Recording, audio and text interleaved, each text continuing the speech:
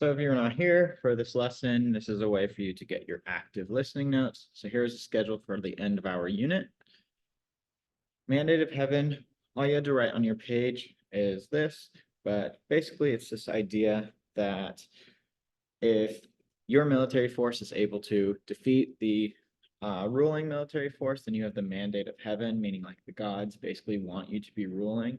So all the people in the country should now shift their alliance to you. It's a lot more complicated than that, but that's essentially what it is.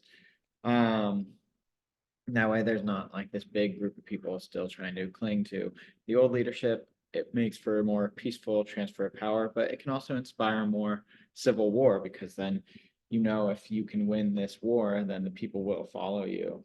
And it will be an easier way to gain power. So the first war we talked about was the Opium Wars. This is really going to be the first one that brings European imperialism to China. Prior to this time, the European powers kind of feared China. They were very big. They had a big military, so they would trade with them, but they didn't want to mess with them.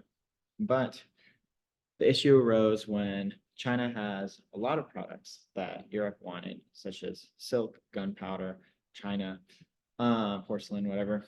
Um, and the only thing that China really wanted from Europe was precious metals, but Europe didn't really want to trade away all their gold and silver. So they had to find something new to trade to them that the Chinese people would want. What they find is opium, which is a drug that they use to smoke. It's used for many legal and illegal drugs. Nowadays, a lot of painkillers.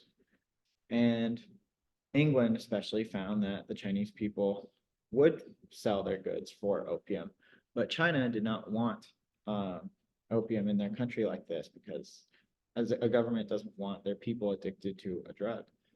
So they threaten warfare if England doesn't stop. And England, again, they're somewhat afraid of them at this point, but they don't want to stop making all the money that they're making. So they are going to go to war. And through this war, they discover how much more advanced their military is. They send all their metal warships there, and China is still kind of using wooden ships. So they get the majority of their navy destroyed very quickly. And it's quickly found out that the European powers have a big leg up on China. So this is going to lead to many unequal treaties in China just to get it to stop. So they're going to basically get immunity. They're going to keep selling opium to the Chinese people. It's not good for China. And once England starts doing it, then all the other European countries are going to discover that they can do the same thing. Next big rebellion, Taiping Rebellion, it's going to be led by Hong Xiquan, who establishes a new country essentially in China, Taiping Heavenly Kingdom, at one point getting a quarter or a third of the Chinese people to follow him really against the Qing dynasty.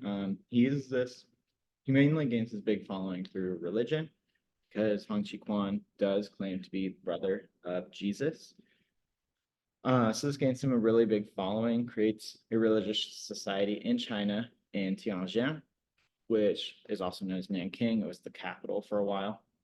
But the Qing government does not want their people following this other government. You can't just break off part of the country and call it your own, is what Qing is saying. So they are going to wage war against Hong Xiquan, and it's going to be one of the bloodiest battles or bloodiest wars in history. The low estimates put the deaths at 20 to 30 million deaths. That's mostly like European scholars, but Chinese scholars have put the number as high as 100 million, somewhere usually between 50 and 100 million. Put that in perspective, World War II had 45 to 50 million deaths of soldiers and civilians. And that was many more countries involved, not just one. But most people still don't know about the Taiping Rebellion, even though it could possibly be the deadliest war ever. Next one is going to be the Boxer Rebellion. So a lot of the Chinese people and the government are getting fed up with Western intervention. And so there's a group of people that develop a martial arts technique that they believe would make them impervious to bullets. So they think that if they perform this technique correctly, the bullets will basically just bounce off them and they'll be able to win war. And the Qing ruler at the time, as you can see there, Empress Shiji, is actually going to join this rebel group and used the Chinese military, which is in very clear violation of the treaties that the Qing rulers had signed before her. But she believes if they can kick out the West now, it's fine if she goes against these treaties, right? But as you can imagine, the martial arts technique did not work. They were not impervious to bullets, and so they lose the battles pretty quickly.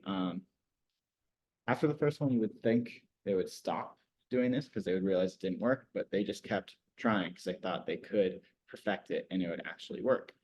And so the West is not happy about what Empress Shiji did, so they do kick her out of office. They basically put her on house arrest for the rest of her life, and they place a puppet leader, Emperor Puyi, as you can see here, as emperor. Now, as you can see in the picture, he was very young.